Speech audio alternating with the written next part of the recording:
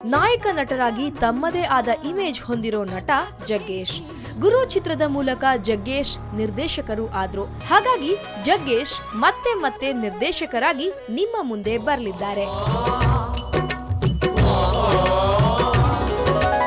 ಗುರು ಚಿತ್ರದ ಮೂಲಕ ನಿರ್ದೇಶಕರಾಗಿ ಗುರುತಿಸಿಕೊಂಡ ಮೇಲೆ ಜಗ್ಗೇಶ್ ಮತ್ತೊಂದು ಚಿತ್ರ ಮಾಡಲು ಸಿದ್ಧತೆ ನಡೆಸಿದ್ದಾರೆ. ಈ ಚಿತ್ರದಲ್ಲಿ ಅಂಥ ವಿಶೇಷತೆ ಏನಪ್ಪಾ ಅಂತ ನೀವ್ ಕೇಳಿದ್ರೆ ಖಂಡಿತ ವಿಷಯ ಇದೆ. ಈ ಬಾರಿ ಜಗ್ಗೇಶ್ ಡೈರೆಕ್ಟ್ ಮಾಡ್ತಿರೋದು ರಿಯಲ್ ಸ್ಟೋರಿ ಸಿನಿಮಾ. ಯಾರ್ ಸ್ಟೋರಿ ಅಂದ್ರ ತಮ್ಮ ಲವ್ ಸ್ಟೋರಿಯನ್ನೇ ಜಗ್ಗೇಶ್ ಸಿನಿಮಾ ಮಾಡಲು ಹೊರಟಿದ್ದಾರೆ.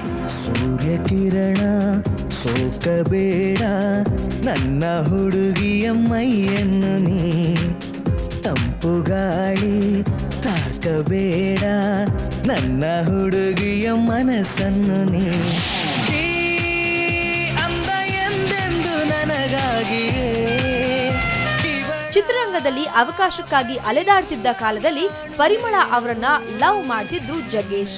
ಕೆಲಸ ಕಾರ್ಯ ಇಲ್ದೆ ಸಿನಿಮಾದಲ್ಲಿ ನಟರಾಗಲು ಪರದಾಡ್ತಿದ್ದ ಜಗ್ಗೇಶ್ ಎಲ್ಲರ ವಿರೋಧದ ನಡುವೆ ತಮ್ಮ ಪ್ರೀತಿಯನ್ನ ಹೇಗೆ ಪಡ್ಕೊಂಡ್ರು ಅನ್ನೋದು ಚಿತ್ರದ ಒಟ್ಟಾರೆ ಸ್ಟೋರಿ.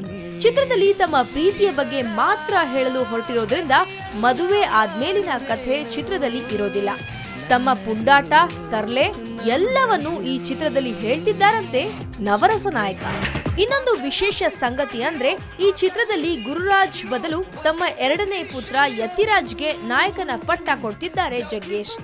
ಸದ್ಯ ಸ್ಕ್ರಿಪ್ಟಿಂಗ್ ನಲ್ಲಿ ಬ್ಯುಸಿಯಾಗಿರೋ ಜಗ್ಗೇಶ್ ಮುಕ್ಕಾಲು ಭಾಗ ಸ್ಕ್ರಿಪ್ಟ್ ಕೆಲಸವನ್ನ ಮುಗಿಸಿದ್ದಾರೆ. ಚಿತ್ರದ ಟೈಟಲ್ ಇನ್ನೂ ಡಿಸೈಡ್ ಆಗಿಲ್ಲ. ಸಾಕಷ್ಟು ರಿಯಲ್ ಸ್ಟೋರಿಯನ್ನ ನೀವು ರೀಲ್ ನಲ್ಲಿ ನೋಡಿರಬಹುದು. ಆದ್ರೆ ನವರಸ ನಾಯಕನ ರಿಯಲ್ ಲವ್ ಸ್ಟೋರಿಯನ್ನ ನೋಡೋದಕ್ಕೆ ಸಿದ್ಧರಾಗಿ.